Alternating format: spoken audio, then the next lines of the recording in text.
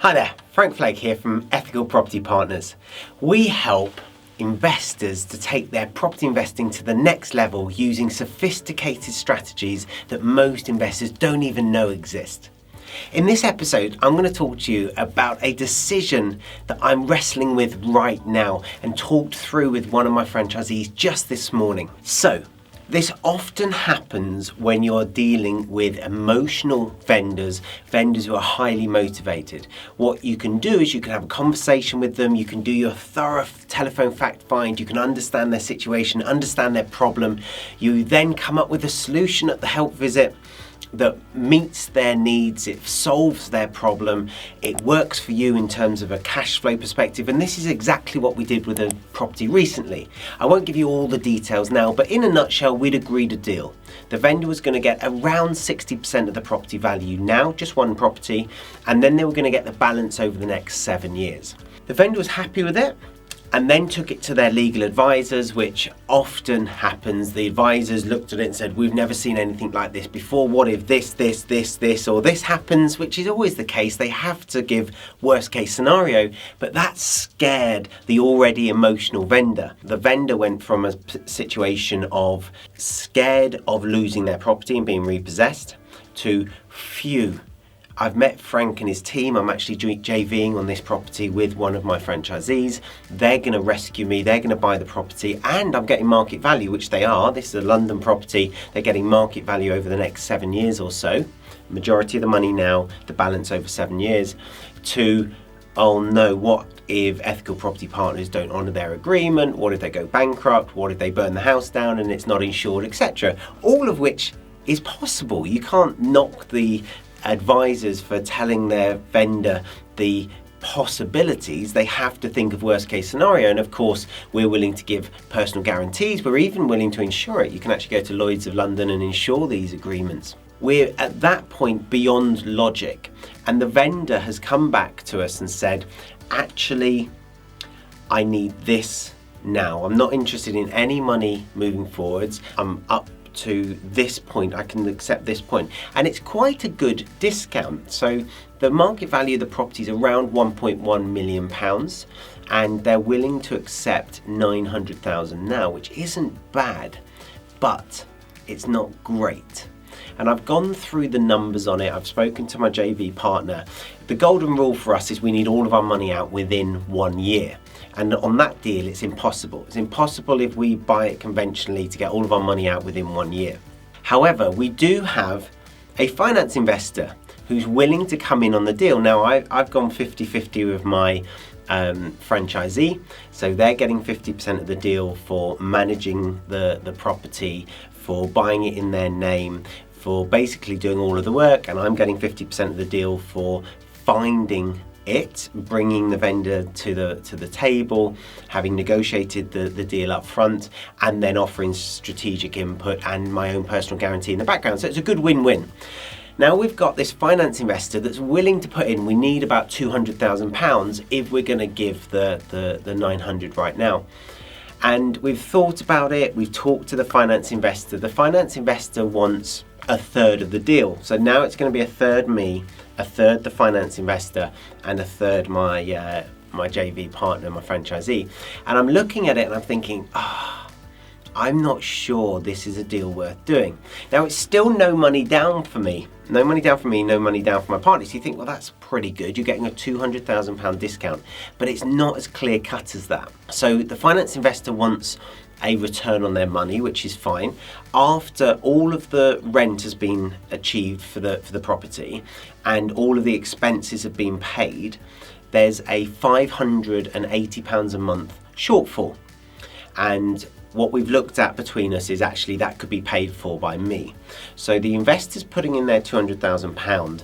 I'm making up the shortfall of £580 for what we've agreed is 3 years. And of course the property then hopefully will have risen in value, so maybe it's worth 1.15, 1.2 million by that point. So there could be £100,000 each in the property at that point. 900k now, 1.2 million in 3 years time. So we're looking at maybe 100 grand each. But what I'm thinking is if I'm paying just over £500 a month for 3 years, that's quite a lot of money into the deal.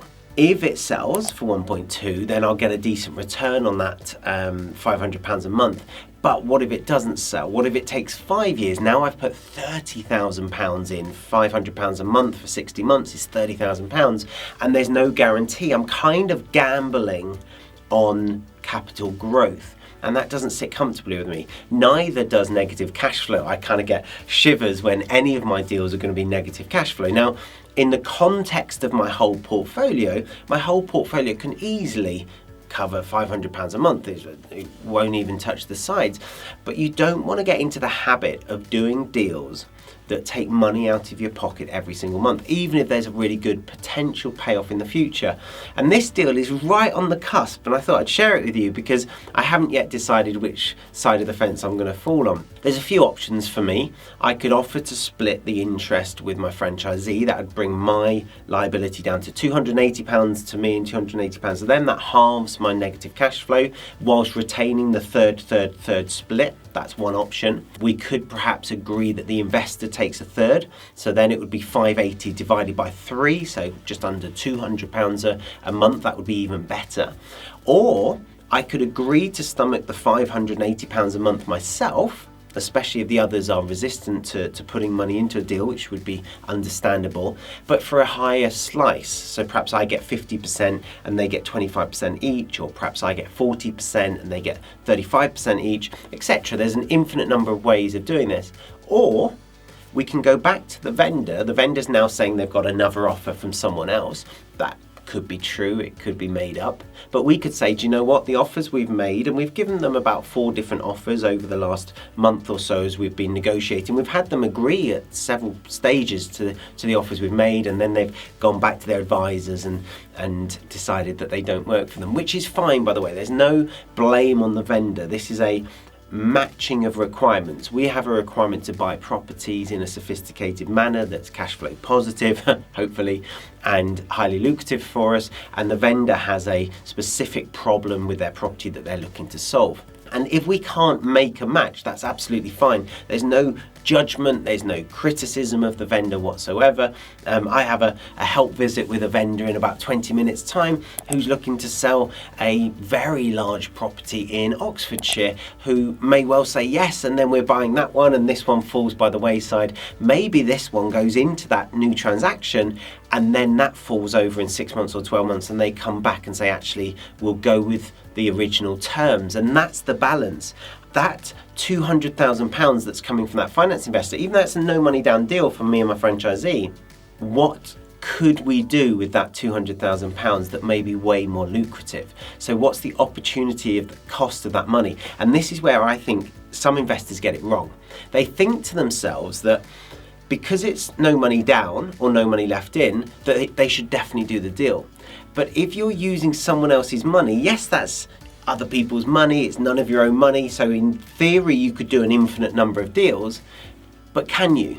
Do you have an infinite number of those investors? I don't. An investor with £200,000 who's willing to put that into a deal unsecured is highly valuable to me. And if I aim to double my money every 12 months, paying that investor 5%, 10%, whatever their desired interest rate is actually a very good deal for us. So we don't want to pay them 5%, 10% on a deal that's going to perhaps make, well, if you work out the returns, it's not that great actually, because 200 grand in and 300 grand out in 3 years' time is not good at all. That's what, roughly a 50% return non-compounded. Now most investors go, wow, 50%, that's unbelievable. And Frank, you're only putting in 500 a month and you're getting a £100,000 return. But we're not most investors. We're sophisticated investors. And I could potentially take that £200,000 and turn it into 400 next year, 800 the year after, and 1.6 million in year 3. Now, am I going to do that each year, every 12 months? Probably not. But there's a very high chance that I'm going to turn 200 into 500,000, or maybe a bit more, maybe 750,000. And what we're guaranteeing with this deal is we're going to put 200 of the investors' money in, and we're probably not going to do any better than getting 500 out or 300 grand return. Well, that's not great. And that's where I think a lot of investors go wrong. They get excited about a deal. They are really like gutted that this hasn't gone through. You know, they put it into their figures. They were hoping for it to complete.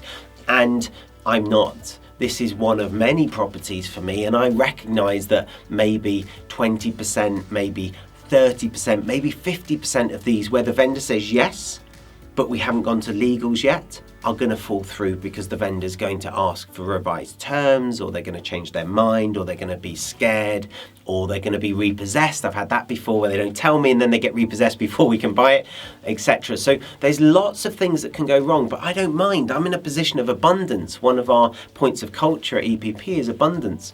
We are abundant in how we help people. We're abundant with our time. That's why I'm doing numerous YouTube videos to help you on your journey.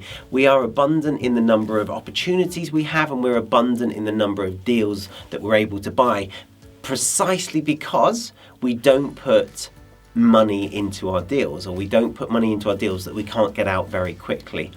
So I'll let you know how I get on. Do put your thoughts in the comments below. Would you do this deal? What would you do? I haven't honestly decided. I've got a few ideas to go back to my franchisee with along the lines of renegotiating and working out a better JV between the three of us. And one of those options is to say to the vendor, unfortunately, we've made our best offer. Best of luck with selling your property. We're not going anywhere. Our business model doesn't change. If you would like to come back to us in the future, don't hesitate. We will be here and we will be ready to buy your property as quickly as you want us to. Guys, if you've enjoyed this episode, if you'd like to hear our cutting edge content each and every time that we release it, hit the subscribe button, click the notification bell, and I'll see you on an episode soon. Until then, happy investing.